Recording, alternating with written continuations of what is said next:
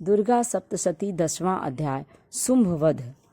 महर्षि मेधा ने कहा, हे राजन, अपने प्यारे भाई को मरा हुआ तथा सेना को नष्ट हुआ देखकर क्रोध में भरकर दैत्यराज शुंभ कहने लगा, दुष्ट दुर्गे, तू अहंकार से गर्व मत कर, क्योंकि तू दूसरों के बल पर लड़ रही है। देवी ने कहा, हे दुष्ट, देख, मैं तो अकेली ही हूँ। इस संसार में मेरे सिवा दूसरा कौन है? यह सब मेरी शक्तियाँ हैं। देख, यह सब की सब मुझ में प्रविष्ट हो रही हैं। इसके पश्चात ब्रह्मांड आदि सब देवियाँ उस देवी के शरीर में लीन हो गईं और देवी अकेली रह गईं। तब देवी ने कहा, मैं अपनी ऐश्वर्य शक्ति से अनेक रूपों में यहाँ उपस्थित हुई थी। उन सब रूपों को मैंने समेट लिया है। अब अकेली ही यहाँ खड़ी हूँ। तुम भी यहीं ठहरो। महर्षि मेधा ने कहा। तब देवताओं तथा राक्षसों को देखते देखते देवी तथा शुंभ में भयंकर युद्ध होने लगा। अंबिका देवी ने सैकड़ों अस्त्र शस्त्र छोड़े। उधर दैत्यराज ने भी भयंकर अस्त्रों का प्रहार आरंभ कर दिया। देवी के छोड़े हुए सैकड़ों अस्त्रों को दैत्य ने अपने अस्त्रों द्वारा काट डाला।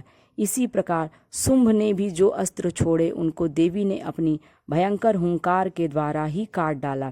दैत्य ने जब सैकड़ों बाण छोड़कर देवी को ढक लिया तो क्रोध में भरकर देवी ने अपने बाणों से उसका धनुष नष्ट कर डाला। धनुष कट जाने पर दैत्येंद्र ने शक्ति चलाई, लेकिन देवी ने उसे भी काट कर फेंक दिया। फिर दैत्येंद्र चमकती हुई ढाल लेकर देवी की ओर दौड़ा, किंतु जब वह देवी के समीप पहुंचा तो देवी ने अपने तीक्ष्ण बाणों से उसकी चमकने वाली ढाल को भी काट डाला। फिर दैत्येंद्र का घोड़ा मर गया, रथ टूट गया, सारथी मारा गया। तब वो भयंकर मुदगर लेकर देवी पर आक्रमण करने के लिए चला, किंतु देवी ने अपने तीक्ष्ण बाणों से उसके मुदगर को भी काट दिया। इस प्रकार दैत्य ने क्रोध में भरकर देवी की छाती में बड़े जोर से एक मुक्का मारा। दैत्य ने जब देवी को मुक्का मारा तो देवी ने भी उसकी छाती पे एक जोर से थप्पड़ मारा। थप्पड़ खाकर पहले तो दैत्य पृथ्वी पर गिर पड़ा, किंतु तुरंत ही वो उठ खड़ा हुआ। फिर वह देवी को पकड़कर आकाश की ओर उछला और वहां जाकर दोनों में युद्ध होने लगा। वह युद्ध ऋषियों व देवताओं को आश्चर्य में डालने वाला था। देवी आकाश में दैत्य के साथ बहुत देर तक युद्ध करती रहीं। फिर देवी ने उसे आकाश में घुमाकर पृथ्वी पर गिरा दिया। दुष्टात्मा दैत्य पुनः उठकर देवी को मारने के लिए दौड़ा। तब उसको अपनी ओर आता हुआ देखकर देवी ने उसकी छाती पर विदीर्ण करके उसको पृथ्वी पर पटक दिया। देवी के त्रिशूल से घायल होने पर उस दैत्य के प्राण पखेरु उड़ गए और उसके मरने पर समुद्र, द्वीप, पर्वत और पृथ्वी सब कांपने लग गए।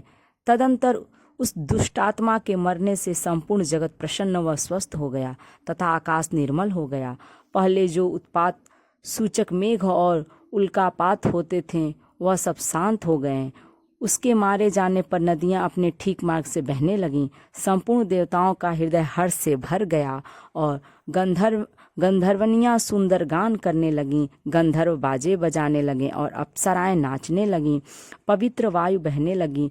सूर्य की कांति स्वच्छ हो गई। यज्ञशालाओं की बुझी हुई अग्नि अपने आप प्रज्वलित हो उठी तथा चारों दिशाओं में शांति फैल गई।